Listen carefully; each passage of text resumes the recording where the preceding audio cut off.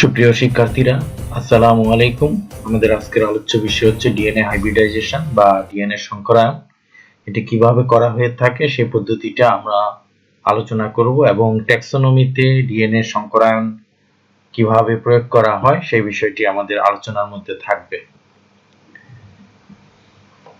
তো আমরা এখানে প্রথম যে বিষয়টা দেখি যে এখানে যদি আমরা দুইটা প্রজাতি বা তিনটা প্রজাতি নেই তাহলে তাদের মধ্যে কিভাবে ডিএনএ সংকরায়ন করতে হয়। যে প্রথম হচ্ছে যে আমরা এখানে দুইটা প্রজাতি দেখতে পাচ্ছি, একটা স্পেসিস এ এর ডিএনএ হচ্ছে এটা এবং স্পেসিস বি এর ডিএনএ হচ্ছে যে লাল রঙের যেটা দেওয়া আছে সেইটা। এখন এটা আমরা যে নির্দিষ্ট দুইটা প্রজাতির ডিএনএ সংকরায়ন করব সেই দুইটা প্রজাতির থেকে আমাদের ডিএনএ আগে সেই প্রজাতির কোষ থেকে কালেক্ট করতে হয়। সেটার জন্য দেখা যায় যে নির্দিষ্ট নিয়ম রয়েছে, সেইভাবে আমাদের এই ডিএনএ কালেকশন করে নিতে হবে। তারপরে যে কাজটা আমাদের করতে হবে যে প্রজাতি এ এবং বি এর যে ডিএনএ আছে সেটাকে আমাদের এটা দ্বিসূত্রক অবস্থায় থাকে দুইটাই, এবং এটাকে আবার আমাদেরকে একসূত্রক করে নিতে হবে। অর্থাৎ একটা আমরা একসূত্রক প্রজাতির এর জন্য একটা সূত্রক নিব ডিএনএ সূত্রক, এবং প্রজাতি বি থেকে আমরা একটা সূত্রক নিব এবং সেই দুইটাকে আবার দেখা যায় যে একত্রিত করতে হয়। একত্রিত করার পরে আমরা দেখি যে একটা নতুন দ্বিসূত্রক ডিএনএ তৈরি হয়েছে, এটাকে আমরা সংকর ডিএনএ বলে থাকি। এখন এই সংকর ডিএনএ এর মধ্যে আমরা দেখতে পাচ্ছি যে এখানে বেশ একটা গ্যাপ তৈরি হয়েছে, যে জায়গাগুলোতে আসলে নাইট্রোজেনাস বেসগুলা একত্রিত হচ্ছে না, যার ফলে এই জায়গাটা ফাঁকা দেখা যাচ্ছে। তো এইটা অর্থাৎ এটার মধ্যে আমরা দেখতেছি যে যে অংশটা মিলতেছে না বা নাইট্রোজেনাস বেসগুলোর মধ্যে অমিল আছে, সেই জায়গাটাকে আমরা বলতে পারতেছি যে এটার মধ্যে বিশাল একটা পার্থক্য আছে, এবং এটার থেকে আমরা বলতে পারি যে এ এবং বি নট ক্লোজলি রিলেটেড, অর্থাৎ তাদের মধ্যে সম্পর্ক কম বা তাদের মধ্যে দূরত্ব বেশি। অপরদিকে আমরা যদি প্রজাতি এ এবং প্রজাতি সি এই দুইটা প্রজাতির মধ্যে ডিএনএ সংকরায়ন করতে চাই, তাহলে একইভাবে প্রজাতি এ থেকে একটা ডিএনএ সূত্রক নিতে হবে এবং প্রজাতি সি থেকেও ডিএনএ সূত্রক নিতে হবে। ডিএনএ সূত্রকটা দ্বিসূত্রক থাকে, সেটার থেকে এ থেকে একটা একসূত্রক ডিএনএ নিতে হবে এবং সি থেকে একটা একসূত্রক ডিএনএ নিতে হবে। তারপরে আবার যখন আমরা এই দুইটাকে আগের মতো একত্রিত করব, এখানে আমরা দেখতে পাচ্ছি যে এটা একটা সুন্দর সংকর ডিএনএ তৈরি হয়েছে, অর্থাৎ তাদের মধ্যে কোনো গ্যাপ নাই। উপরেরটাতে এ এবং বি এর মধ্যে যেরকম আমরা একটা গ্যাপ পেয়েছিলাম, এ এবং সি এর মধ্যে আমরা ঠিক সেরকম গ্যাপ পাচ্ছি না। তার মানে হচ্ছে যে এখানে এ এবং সি এটা একই রকম বা এটা ক্লোজলি রিলেটেড।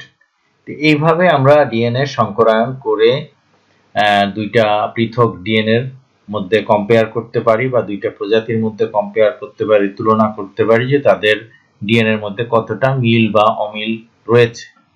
এটা অনেকটা ডিএনএ টেস্টের মতোই বিষয়। এখন আমরা ডিএনএ সংকরায়ন প্রক্রিয়াটা এটা একটু আরেকটু বিস্তারিত জানি। সেটা হচ্ছে যে নির্দিষ্ট প্রজাতির থেকে আমাদেরকে একটা ডিএনএ আহরণ করতে হবে এবং সেটাকে একসূত্রক করার জন্য অল্প তাপ প্রয়োগ করতে হবে। অল্প তাপ প্রয়োগ করলে দেখা যাবে যে ডিএনএটা দ্বিসূত্রক থেকে একসূত্রক ডিএনএ তে পরিণত হয়ে যায়। এরপরে আমরা এই যে একসূত্রক ডিএনএ পেলাম, সেটার সাথে আমরা 15 নিউক্লিওটাইডের সাথে এই ডিএনএ পলিমারেজ এটা যোগ করে এটাকে ঠান্ডা করতে হয়, এটাকে অ্যানিলিং বলা হয়। এইভাবে দেখা যায় যে 15 যুক্ত করার কারণে এইটা একটা ভারী ডিএনএ তে পরিণত হয় বা যে ডিএনএটার আণবিক ওজন বেশি হবে, এটাকে 15 যেহেতু। এরপর আমরা একইভাবে এই ভারী ডিএনএ এর সাথে তুলনা করার জন্য আরেকটা প্রজাতি, যেমন আমরা চিত্রের মধ্যে দেখেছিলাম যে এ এবং বি, প্রথমটা যদি আমাদের এই পর্যন্ত আমরা একটা এ প্রজাতি নেই, তাহলে এখন আমাদেরকে আরেকটা বি প্রজাতি নিতে হবে এবং বি প্রজাতির মধ্যে আমরা স্বাভাবিক যে নাইট্রোজেন তো থাকে 49 সেটা আছে, এটা মিশ্রিত করে সামান্য তাপ প্রয়োগ করে আমরা আরেকটা একসূত্রক ডিএনএ পাবো। অর্থাৎ এটা যদি প্রথমটা যদি এ প্রজাতি হয় তাহলে 3 নাম্বার ধাপে আমাদেরকে বি প্রজাতি বেছে নিতে হবে। বি প্রজাতির দ্বিসূত্রক ডিএনএটাকে একসূত্রক করে নিতে হবে। এরপরে ধীরে ধীরে ঠান্ডা করা হয়, এতে সূত্রের যে পরিপূরক স্থানগুলো অর্থাৎ যেখানে নাইট্রোজেন বেসগুলা মিলে, যেমন যেখানে অ্যাডেনিন থাকে সেটার সাথে থাইমিন যুক্ত হতে পারে, আবার যেখানে গুয়ানিন থাকে জি সেটার সাথে সি যুক্ত হতে পারে। এটা হচ্ছে পরিপূরক। অ্যাডেনিন হচ্ছে থাইমিনের পরিপূরক এবং গুয়ানিন হচ্ছে সাইটোসিনের পরিপূরক। এই পরিপূরক এখানে ডিএনএ দ্বিসূত্রক ডিএনএ এর একটা সৃষ্টির পরিবেশ তৈরি করবে যখন আমরা এটাকে ঠান্ডা করব। এর কিছুক্ষণ পরে এখানে নিউক্লিয়াস এনজাইম যোগ করা হয়, ফলে সংকর ডিএনএ একসূত্র স্থানগুলো হাইড্রোলাইসিস হয়ে নষ্ট হয়ে যায়। এখানে যে একসূত্রক ডিএনএ এর যে সংকর ডিএনএ এর যে স্থান একসূত্র স্থানগুলো যেগুলো আছে এগুলা নষ্ট হয়ে যায়। এরপরে দেখা যায় যে ডেনসিটি গ্রেডিয়েন্ট সেন্ট্রিফিউগেশন প্রক্রিয়ায়, অর্থাৎ এটাকে যদি আমরা ঘন করি তখন দেখা যায় যে সংকর ডিএনএ তৈরি হবে।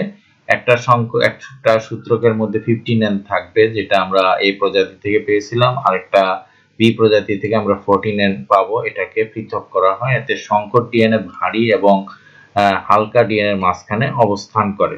অর্থাৎ আমরা যে দুইটা এর একটা সূত্রক এবং বি এর আরেকটা এক সূত্রক ডিএনএ আমরা পাচ্ছি, সেটা একটা সংকর ডিএনএ তৈরি হয়। এটা অবস্থান করে এই ভারী এবং হালকা ডিএনএ এর মাঝখানে অবস্থান করে।